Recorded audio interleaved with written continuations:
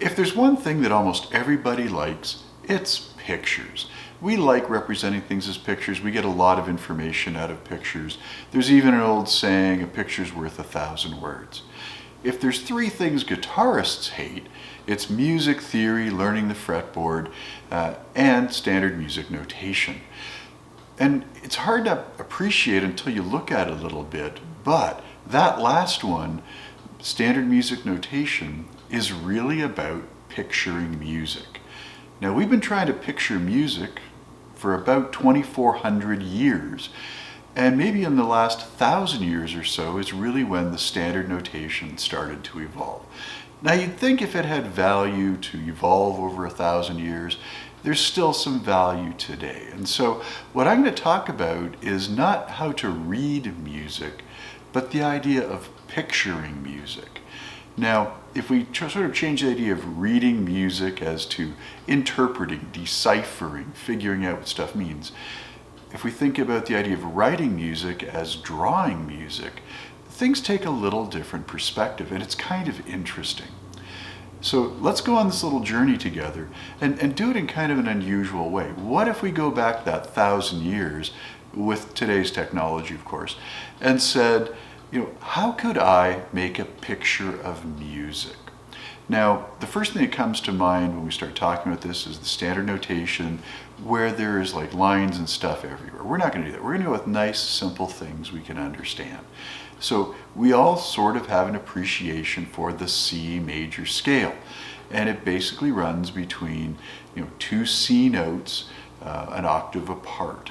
And if we wanted to look at that visually, we wanted to be able to see the picture of that music, today we would just plot it. And so here's a plot of the C major scale. Now when we look at it, and of course this is a bit simplified, I'm just plotting the single frequency for each of the notes along the way. We have the frequency on the y-axis, we've got time on the x-axis, and we're moving through the various frequencies like the scale. We know the scale, it's just... Okay, so we're all familiar with it, nothing serious there. But now we've got a picture of that scale. But when you look at that plot, that picture, you say, that's hard to read. I don't get it. We can't see what's going on very well. Well, let's fix it up a little bit. We've got the technology. Let's put some simple lines down and see what we can see with this extra information. And sure enough, we get a pretty good view now and kind of a little laddery view of what's going on. And I've placed the lines corresponding to the notes that we would use today in standard notation. So we get a pretty good image of our C major scale. And what we see are intervals, and it's these intervals that are the most interesting part. But we just made a picture of music. You might notice it's kind of a crappy picture of music. And by that I mean the line spacings, they're oddly spaced. It's not very linear. So we could fix that. We could take the lines that were drawn and we could linearize them. Now this would mean our frequencies weren't exactly right, so we have to have some representative ways of talking about it. And this is exactly what gets us to that music staff. If we start naming our notes, not as their frequency, but with letters, now we give up a little bit of preciseness, but we get the idea. The music's rising or it's not rising. And so we've now made a really interesting picture of our music using a plot of frequency, and then we've walked it into what standard notation is looking like today. Now to me, that's really cool, in particular because when I look at that staff now, I know what I'm looking at. I'm looking at it from the perspective of what is the music doing? How are the sounds changing? And I just have to have a little bit of insight into either what I've made the various lines or what the notes are that I'm actually playing in order to figure it out. Now we can help ourselves a little bit more if we get a better handle on what we're looking at. If we were to compare guitar and piano and we said, where is middle C on the piano, the frequency on our guitar? Well, it's here. Okay, Okay, it shows up in lots of other places, but second string, first fret is going to be our middle C.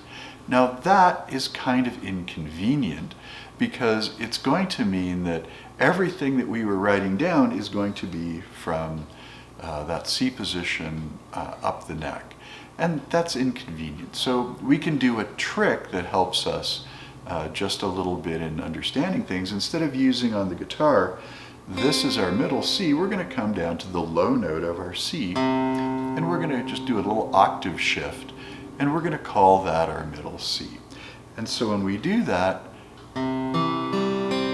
it's now very easy for us to put the C chord down in addition to having the notes of the C major scale. And we can start seeing that that collection of notes, which all sit in the same time moment, are very recognizable to us. We get the idea really, really quick. And so let's just think about where we've gone from. We went from a frequency versus time map plot and essentially derived standard music notation, at least the staff part of it, so that we can easily recognize what's going on. Now, we often get overwhelmed by thinking there's a lot of notes, but in reality, there just isn't that many. The general scale, it really only has 12 notes, and then we repeat. Not a bad thing, it's just a thing. When we look at the number of lines on our staff, there's only 5, and there's 4 spaces in between, all of which have names that we could assign to them, and we do. But what we're really interested in is the intervals that are being represented. And we can do that and understand it very, very simply with the C major scale. So I'm going to play around with this a little bit and try to get some of this idea of picturing music encapsulated into a couple of stories. I'm going to pick on a very unusual candidate for providing me with some of the music we're going to talk about. Hope you found this sort of interesting. Hope it gave you just a little insight into what we can do with music notation. It's not as scary as we often think it is, and I think we really should give it a little try and just see what we think of it.